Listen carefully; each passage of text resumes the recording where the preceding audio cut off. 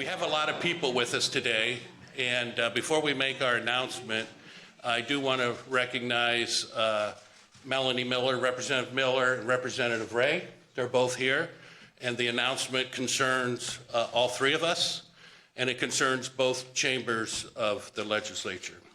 We also have some special guests. It's going to be difficult to introduce everybody because I know I'm going to miss somebody, but I do want to recognize all the residents that have taken time out of their day.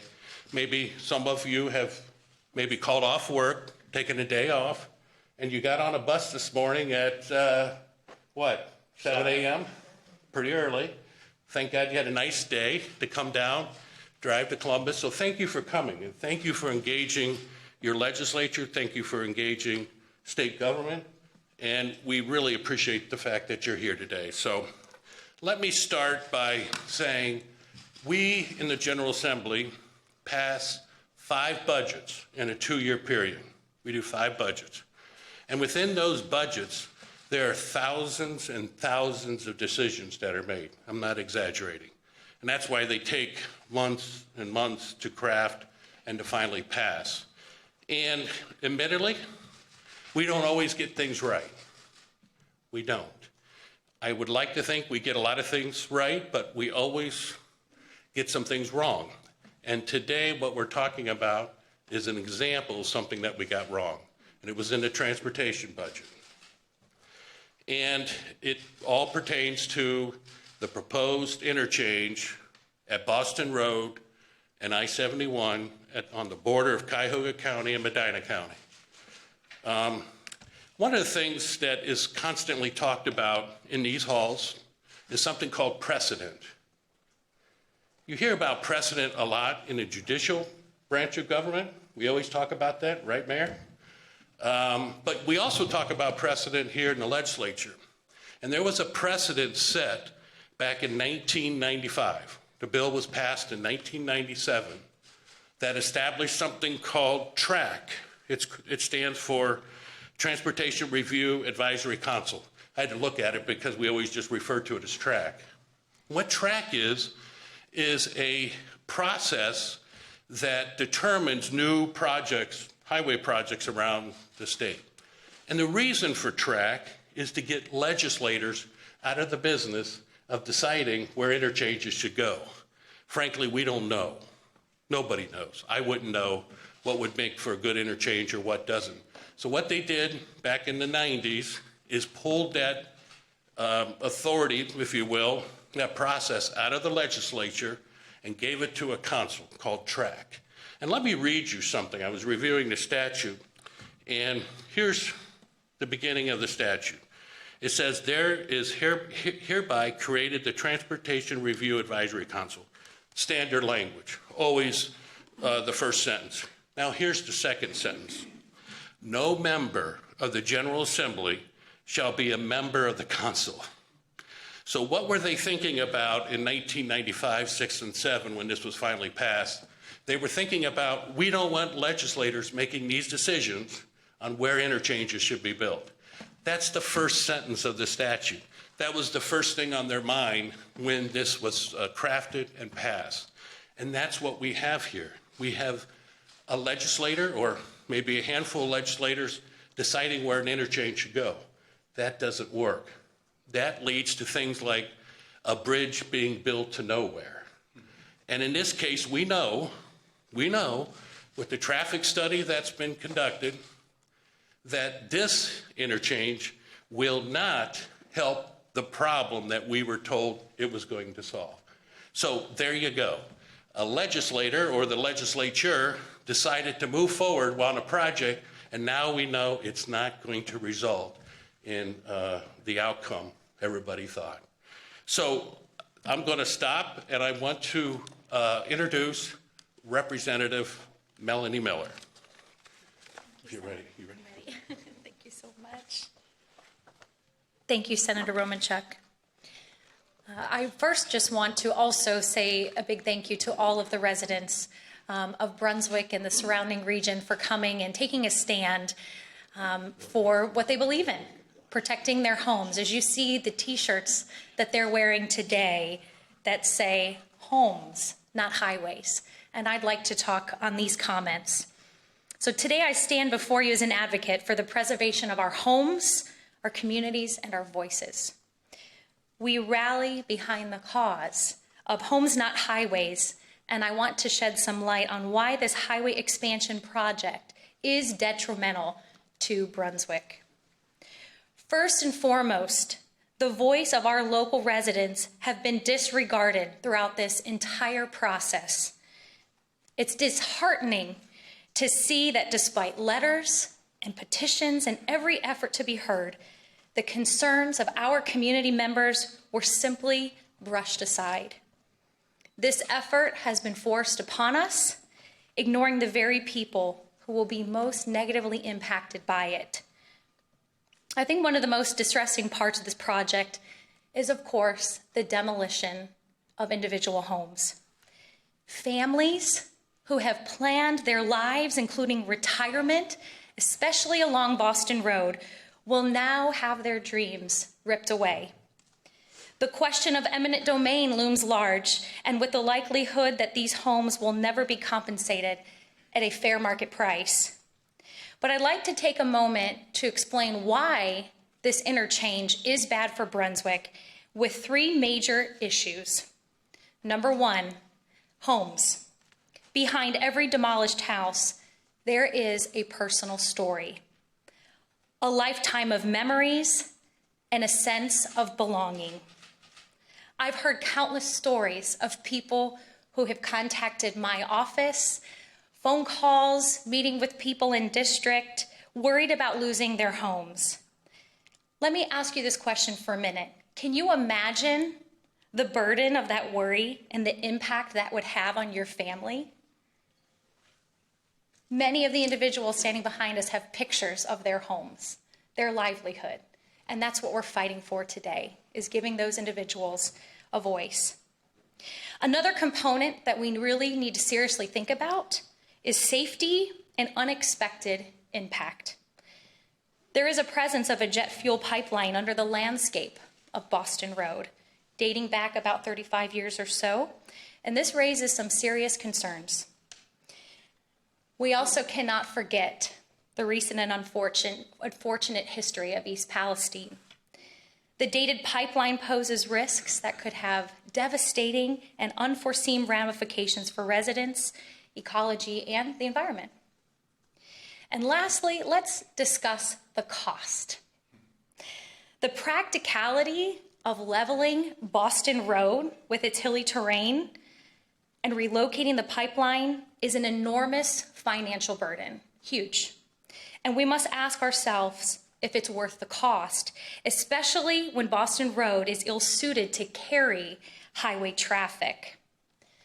It is evident that Boston Road is not suitable for an interchange like this. We're being asked to sacrifice our homes, disrupt the ecosystem, and incur significant expenses for a project that should never have been considered in the first place.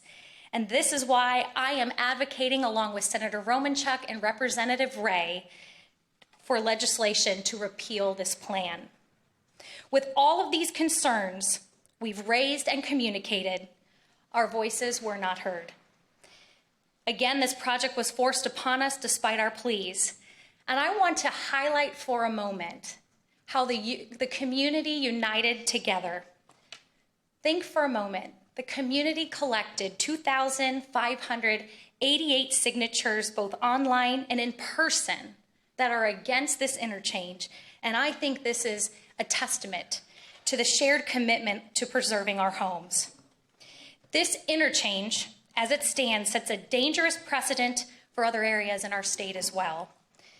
It bypasses established channels like NOACA, the Federal Highway Association, and that's quite frankly not how these decisions should be made.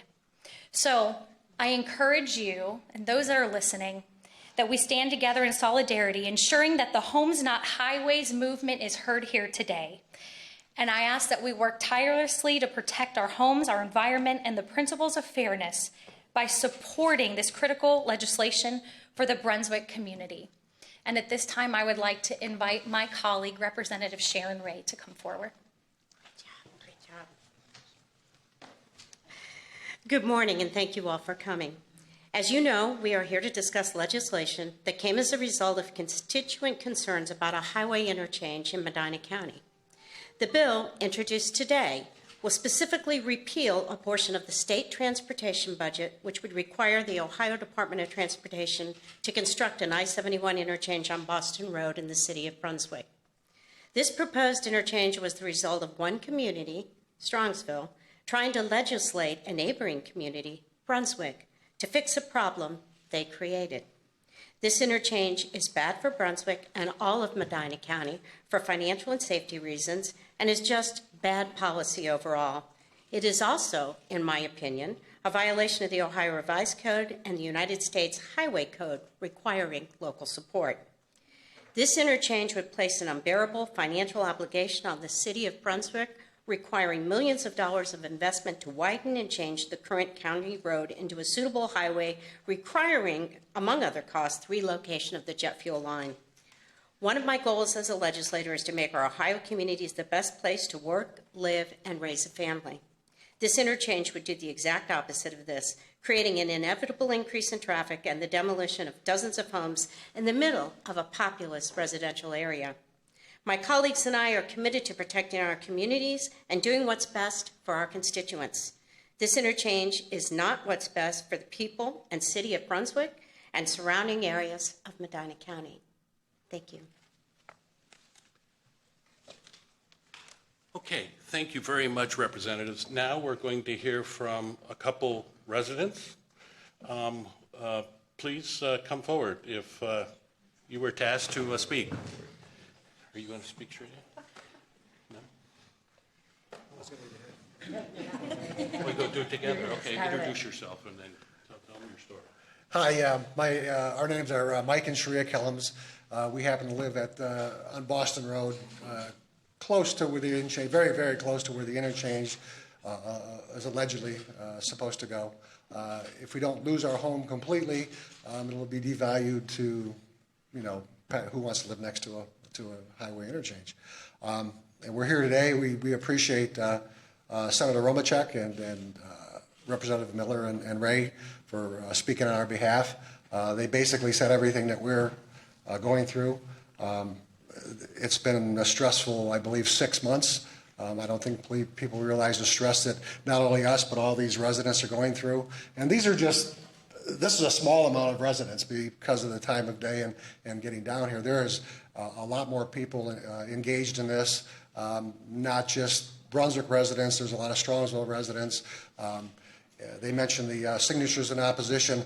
Those are from statewide people. There's people that aren't even affected by this at all, but they believe this being put into Ohio Revised Code being put into the House bill is just ridiculous. That there was a representative that was able to overstep his bounds for, we don't know if it was for personal gain or if he owed somebody a favor or why he did this, but it's just ridiculous. The area it's going into, it's residential. You know what's next to that? Residential. You know what's next to that? Residential.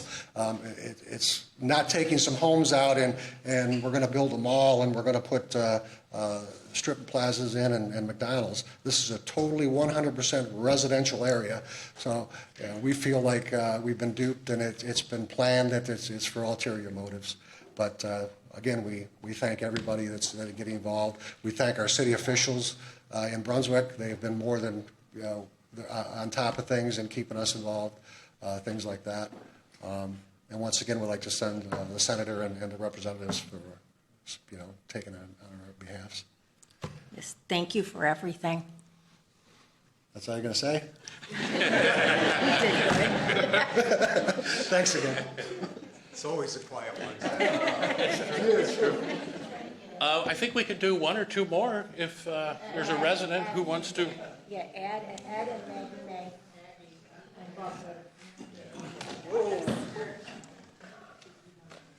Good morning, everyone. My name is Ed Radzyminski. I live at 19 North Carpenter Road, which is at the intersection of Boston Road and North Carpenter. By virtue of everything that I have seen, there's not one possibility that my house wouldn't be absorbed and consumed. I want to thank the legislators, for being here. We couldn't do anything without the political process. The political process brought us here. The political process, we hope, will correct this. It's not fun to have something, just jammed down your throat. I think sometimes what is lost in all of this is that these homes are the fruit of a lifetime of labor. We have invested our hearts, our souls, our bank accounts, everything that we have into these properties. We have celebrated life here, births, deaths, weddings, holidays, all sorts of family memories. And now to be railroaded and ramrodded out of our efforts and our life efforts is just wrong. We're looking at Attila the Hun fighting Mother Teresa. And without our representatives, this battle would have already been lost. I think there's other things that could possibly be looked at to alleviate the situation of traffic as it's being told to us. What concerns me, as we've mentioned about safety, the state of Ohio ranks 5th in the nation for human trafficking. An interchange is nothing more than an invitation for a grab and go. Do you want to subject your children, your family, your relatives to grab and go? Do you want to be part of the nightly news whereas another child disappears down the interstate? It's a bad look, and it's not needed. This is a very emotional situation for a multitude of reasons. And I would just ask our legislators that might see this outside of this room, consider, would you want this to happen to your siblings, your parents, your children, your family? Is this something that you would want in your neighborhood, your next door? Do you want to look out your front window and see a ramp that's not needed? Think about it. Every representative that votes on this owns a portion of this because it took their votes to get it passed. So every one of you, while you might not be my geographical neighbor, you are my neighbor in the sense that this is happening in my neighborhood, it can happen in your neighborhood. Your vote is important. We need your vote on this legislation to get it extracted. Please do the right, moral, fair, correct thing. Thank you.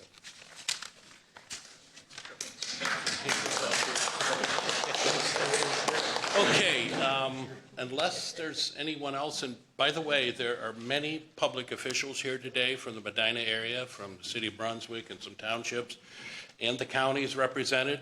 So everybody's represented that will be impacted in Medina County. If it's suitable for everybody, we'll take some questions, please. So when Governor Giuliani signed the transportation budget that included this, he said at the time that he wanted to see an ODOT study on this and then open negotiations between the two cities.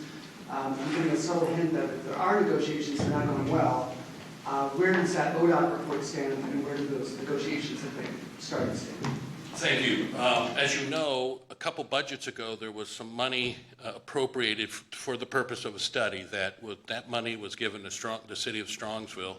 They hired a Strongsville-based transportation company to do the study. They initially published a preliminary study, and ODOT has asked them to correct 50 or 60 different deficiencies. Now, they've since corrected some, but not all of those. And the final report just came out a couple days ago. We haven't digested it all. And the representatives and I have a meeting after this press conference with ODOT to discuss that. So it was done a little backwards. Normally you get the study done first, know what it says, make sure you understand it, and then consider moving forward. In this case, They moved forward, and then the study came sort of afterwards, so. Well, has the governor's office reached out about opening negotiations between Brunswick and Strongsville? Well, I'd have to defer to City of Brunswick. Have they called you or said anything? We've had some preliminary discussions, and we're obviously having a meeting with ODOT after this, but to the extent that that was the process that was laid out during the signing, that there would be a study that was even-handed and that people would come, that's not the case.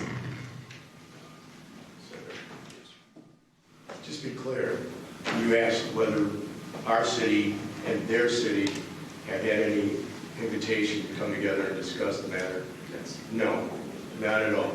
They've actually unilaterally been moving along as if there's a tacit approval by all parties, and that is not true. By that you mean the city of Strongsville? I think the city of Strongsville. Can you talk more about the precedent you're worried this is going to set for other cities across the state also? Sure. I can tell you when the transportation budget arrived in the Senate, it was stocked full of precedent busting provisions. And all those were removed except for this one. So it's a very dangerous precedent. I don't think the taxpayers of Ohio want legislators to decide where the interchanges should go. We don't know anything about interchanges. We don't know anything about highway studies and traffic studies. So this is a very, very dangerous precedent. Why do you think this survived in the final version? I wasn't at the table, so I honestly can't say. I know all the other terrible provisions were removed, but this one remains. So I'm not entirely sure. I was not necessarily given the best answer on that issue. So I think Councilman Hannick? Sure. If I could jump in on the precedent issue just very quickly. The precedent that this bill sets is a series of this population and this amount of road. And what it can be is adjusted. It's the blueprint for how to do this anywhere. And so what would happen is when Intel comes in and reshapes the area around Franklin County, reshapes some of the neighboring communities, what's going to happen to highway interchanges in neighborhoods? The kind of uncertainty this places on a government cannot be understated on a day-to-day basis. So the law has a precedent just for here, but actually for everywhere. What is going to happen is it's going to be some other community when the population hits a certain amount that's going to have your neighborhood wiped out. It's going to have your residents behind you. You're going to have your legislators and constituents here to say, well, I'm sorry, but you're going to lose your home. And what it does for us in terms of uncertainty in the immediate government planning is, I want to be clear, we're looking at what happens when your city is fundamentally reshapen from a residential neighborhood to a commercial corridor. How do we long-term plan? How do we budget $20, $30, $40 million to repair a road that we're now on the hook for when the next city has that, where cities don't have these kinds of budgets? How do you tell your residents that there's a jet fuel pipeline blast radius that you might be affected? What are the drills we run for that? That's what the effect of a law has on the government, and that's what the precedent is. I'm not going to be the last person from a local government. These aren't going to be the last legislators if we don't follow the precedent and processes and the reasons that we go through these precedent and processes. And the way that Ohio, especially in the Franklin County area or other areas, will be reshaping is the thing we have to think about, because it will happen, and it can happen, and it will happen everywhere. We have to stop this now, or it will continue to happen everywhere in this state, because this is a blueprint to impose something from one community to another. This is Cuyahoga County suburb imposing on Medina County. Do you think Franklin, Hamilton, Summit, others won't look at smaller counties? You think bigger communities aren't looking at this now and going, we're going to impose on you? You don't want to be in this spot. You do not want your residents calling you worried about their home. You don't want to know the answer. Should I get new siding? And I have to tell them, I don't know, because the government wants your house. You don't want to be in this spot. And the only way to stop from you, whatever local official or legislator being in this spot, is to stop this cold now, or you're going to be up here. You can call me and I'll say, I feel sorry for you. It was horrible. Or you could stop it now. And I want to thank Representative Miller, Representative Ray, and Senator Romanchuk, because this is what they're doing today as a result of really listening and caring about the constituents and letting them be heard. And that's something that's rare, and it's wonderful to see. Thank you.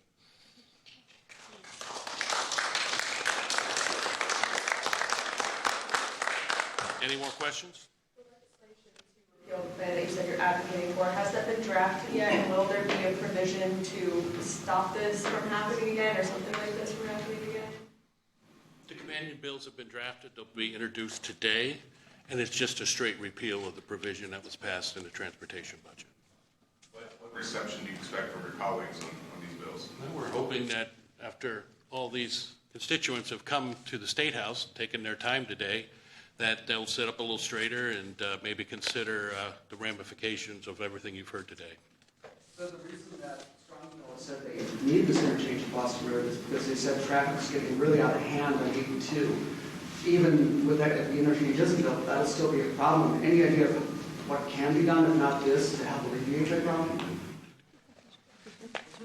Well, certainly, I think there's other possible solutions to their traffic problem that have been introduced over the years. I think they need to look at one that maybe is executed in Cuyahoga County.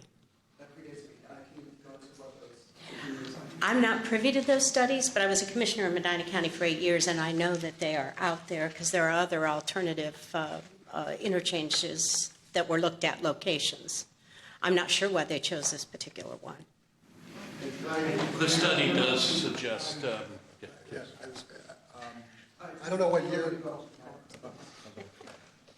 A few years back, Strongsville was offering an alternative.